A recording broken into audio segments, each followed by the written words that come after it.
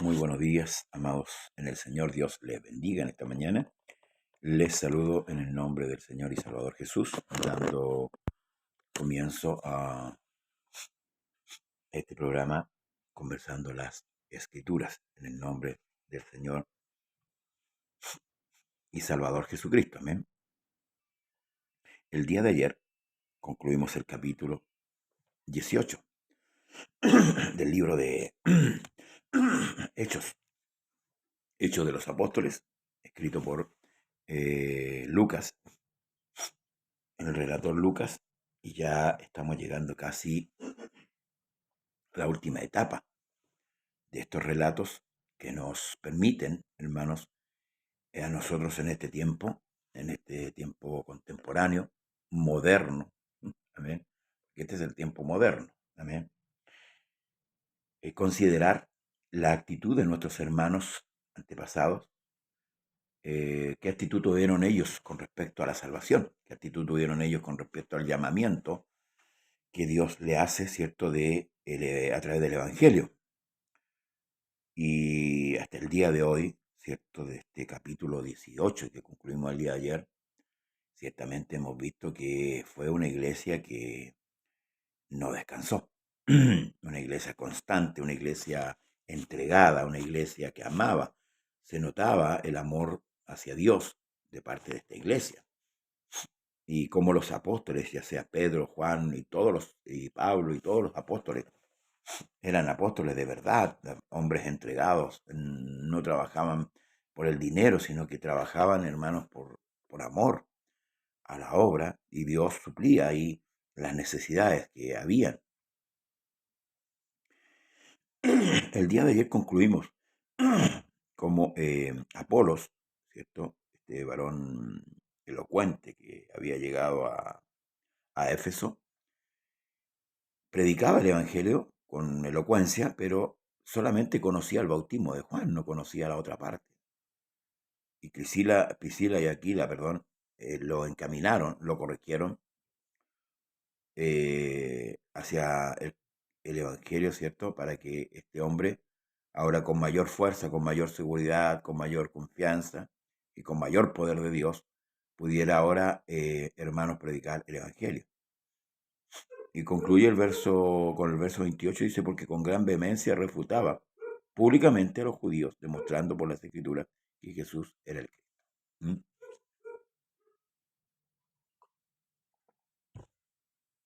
Luego dice, aconteció que entre tanto que Apolos estaba en Corinto, Pablo, después de recorrer las regiones superiores, vino a Éfeso y hallando a ciertos discípulos, les dijo, ¿recibiste el Espíritu Santo cuando creísteis? Y ellos le dijeron, ni siquiera hemos oído si hay Espíritu Santo. Entonces dijo, ¿en qué pues fuiste bautizado? Ellos dijeron, en el bautismo de Juan. Exactamente lo que pasó con Apolo. Y estos discípulos del Señor estaban anunciando y predicando, pero también, al igual que Apolo, solamente conocían el bautismo de Juan. Nosotros debemos aclarar que el bautismo de Juan era para creer en aquel que venía, era para preparar al pueblo, el corazón del pueblo, era para perdón de pecados, pero era como, ciertamente como una limpieza de purificación para esperar al Cristo.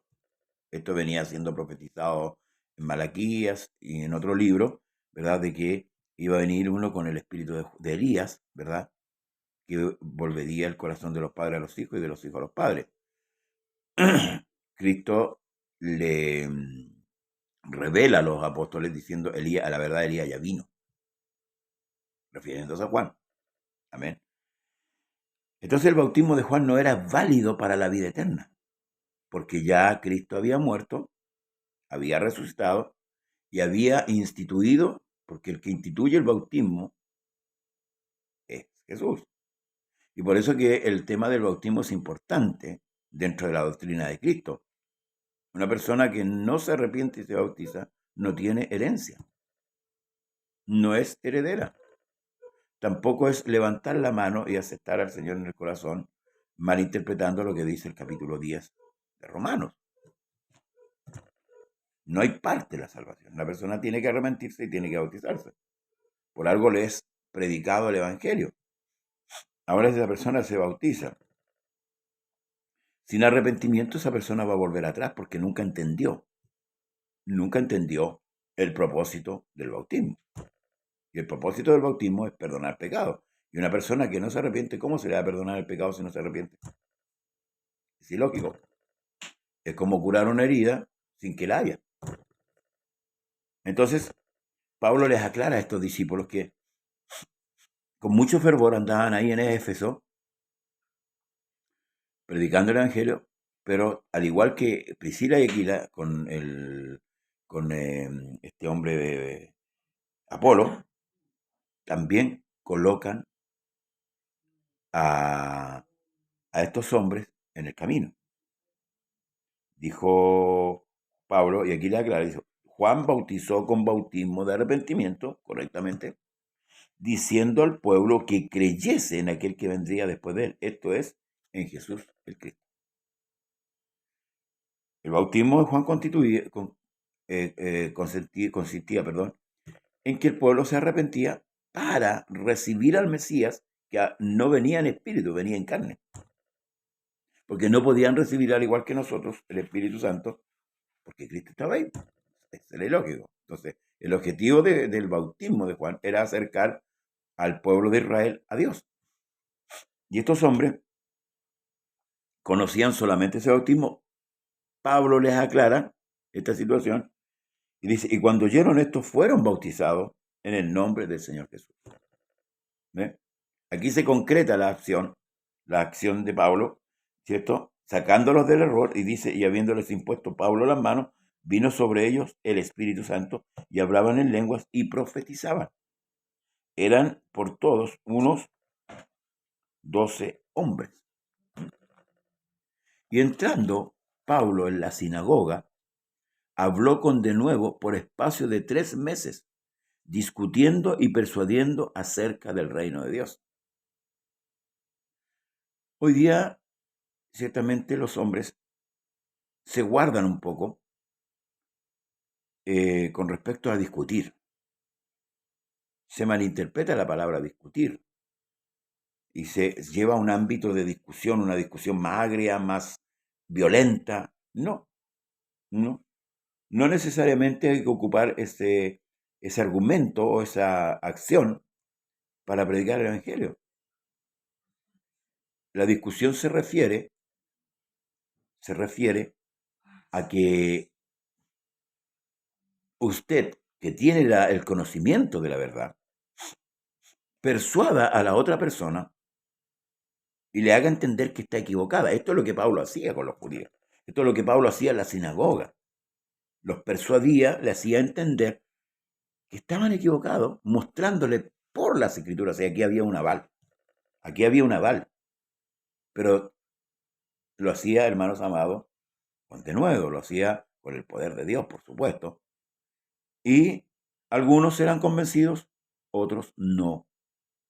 Pablo tenía la costumbre de, en cada lugar, como decíamos el otro día, de entrar en las sinagogas y dar a conocer el Evangelio de Dios. Eso era el objetivo. Y por eso que habla de discutiendo y persuadiendo acerca de qué? Del reino. Ahora, ¿por qué se transforma esta discusión? Porque ciertamente cuando usted se encuentra con alguien que, según él, está claro con el concepto de Dios, y usted le viene a decir que está equivocado, se va a generar una discusión. Mire, esto lo vemos en la discusión que tuvo, por ejemplo, con Cristo con la mujer samaritana. La división que había entre los judíos y los samaritanos, esta mujer lo saca a colación delante de Cristo. Le dice, tú me pides a mí deber porque tú eres judío, yo soy samaritana. Y los judíos con los samaritanos no se tratan, no se hablaban. Sin embargo, aquí tenemos a un judío hablando con un samaritano y persuadiéndole que ella está equivocada. Al tal punto se va elevando esa conversación que Dios descubre el pecado de ella, sabiéndolo, por supuesto, y con mucha, hermanos, sabiduría le dice, anda, busca a tu marido, sabiendo Jesús la vida de ella. Y la mujer le dijo, no tengo marido. Bien has dicho, le dijo, y esto has dicho con verdad, porque 5 maridos has tenido y el que ahora tiene no es tu marido. Y la mujer quedó sorprendida de lo que Cristo le había dicho. Y esto permite a la mujer decirle, me parece que tú eres profeta. Ya entró la conversación en otro ámbito. El Evangelio dice que la Escritura que se revela por fe y para fe. ¿Mm? El Evangelio revela, hermanos amados, la actitud de Dios hacia el hombre, una actitud generosa, una actitud benevolente, una actitud de perdón. Dios quiere perdonar al hombre. Dios quiere salvar al hombre. Y la única manera de salvar al hombre era muriendo, pagando el pecado y ahora abriendo la puerta para que el hombre entre. Pero ¿quién lo hace? Lo hace Dios. El hombre no hace nada. Y esto es lo que Pablo discutía con los fariseos, porque los judíos, ellos estaban tan arraigados a la ley, y no era malo que ellos estuvieran arraigados a la ley, eran conocedores de la ley maravillosamente, pero no eran cumplidores de la ley. Entonces a ellos les afectaba esto, de que alguien le dijera, oye, entonces es como la mujer samaritana cuando le dice a Jesús, pero se lo dice en son de consulta, le dice, nuestros padres adoraron este monte, y ustedes adoran, dicen que allá es la adoración. Y ahí Jesús la clara le dice, mujer, la hora ves, y ahora viene cuando los verdaderos adoradores adorarán al Padre en espíritu y en verdad. Y esto de adorar a Dios en espíritu y en verdad no significa, hermanos amados, que tomemos una postura de locura y que gritemos y... No, está hablando de que nosotros debemos adorar a Dios conforme a la palabra, conforme a lo que está escrito, como dice la Escritura, como cuando Cristo se para, ¿cierto?, en aquel día de la fiesta de los tabernáculos, y se pone en pie y dice, el que cree en mí, como dice la Escritura. No como yo quiera creer, no como muchas veces nos han implementado una actitud de locura, pensando que lo espiritual es una manifestación que se desarrolla en un culto donde todos se vuelven casi locos. Todos, hay una efervescencia ahí. Hay llanto y gritos. No pongo en duda que pueda ser una manifestación. Pero eso no es todo, hermanos amados. Esto nos lleva a una ignorancia, entre comillas, de lo que realmente significa la presencia del Espíritu Santo en usted y en mí. Y esto es lo que los fariseos con sus tradiciones, los judíos con sus tradiciones, lo tenían muy claro de la parte de ellos. Entonces viene una persona, ¿verdad?, hablándole como diferente a lo que ellos entienden. Porque la gracia, si bien es cierto, vino de parte de Dios y la ley también, pero hay un mal entendimiento con respecto a la ley y la gracia. Entonces esto, hermanos amados, golpeaba muy fuerte a los judíos. Algunos entendían, algunos ya no entendían. A tal punto que era tanto el celo por su tradición que a muchos, ¿cierto?, los metieron en la cárcel de los que predicaban el Evangelio de la Gracia. Entonces Pablo, ¿cierto?, les persuadía cada día, ¿cierto?, que iba a la sinagoga, dice, pero endureciéndose algunos y no creyendo, maldiciendo el camino delante de la multitud, se apartó Pablo de ellos y separó a los discípulos discutiendo cada día en la escuela de un llamado Tirano. Así continuó por espacio de 2 años, de manera que todos los que habitaban en Asia, judíos y griegos, oyeron la palabra del Señor Jesús. Fíjate qué maravilloso. Todos los que habitaban en Asia. Pablo se dio el trabajo de tal predicación que los que habitaban ahí, en esos lugares, oyeron la palabra del Señor Jesús. Y esto es lo importante. Se predique la palabra. Amén. Lo que decíamos el día de ayer, anteayer. Y todos estos tiempos debe predicarse la palabra. Así continuó, de tal manera que aún se llevaban los enfermos los paños o delantales de su cuerpo y las enfermedades se iban de ellos y los espíritus malos salían. Pero algunos de los judíos exorcizantes ambulantes intentaron invocar el nombre del Señor Jesús sobre los que tenían espíritus malos, diciendo: os conjuro por Jesús el que predica Pablo. Habían 7 hijos de un tal Exeba, judío, jefe de los sacerdotes, que hacían esto. Pero respondiendo el espíritu malo, dijo: a Jesús conozco y sé quién es Pablo, pero vosotros, ¿quiénes sois? Y el hombre en quien estaba el espíritu malo, saltando sobre ellos y dominándolos, pudo más que ellos, y de tal manera que huyeron de aquella casa desnudos y heridos. Esto fue notorio a todos los que habitaban en Éfeso, así judíos como griegos, y tuvieron temor todos ellos, y era magnificado el nombre del Señor Jesús. Y muchos de los que habían creído venían confesando y dando cuenta de sus hechos. Asimismo, muchos de los que habían practicado la magia trajeron los libros y los quemaron delante de todos. Y hecha cuenta de su precio, hallaron que eran 150,000 piezas de plata. Así crecía y prevalecía poderosamente la palabra del Señor. Pasadas estas cosas, Pablo se propuso en espíritu ir a Jerusalén, después de recorrer Macedonia y Acaya, diciendo: después que haya estado allí, me será necesario ver también a Roma. Y enviando a Macedonia a 2 de los que le ayudaban, Timoteo y Erasto, él se quedó por algún tiempo en Asia.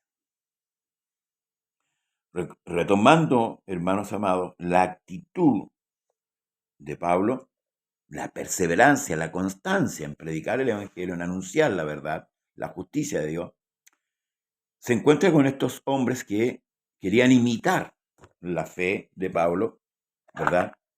Al ver ciertos milagros y prodigios, porque ciertamente la persona natural que no entiende estas cosas se quiere siempre beneficiar de una u otra manera.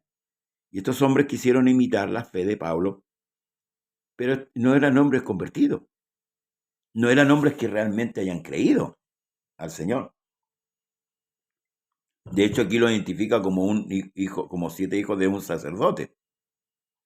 Y no dice que este sacerdote haya obedecido a la fe como muchos lo hicieron. Entonces estos hombres quisieron hacer una práctica, ¿verdad? Una imitación, por decirlo así, pero les salió lamentablemente una contradicción. Porque el espíritu que estaba en el hombre, ¿cierto?, se levantó y los golpeó y los envió heridos.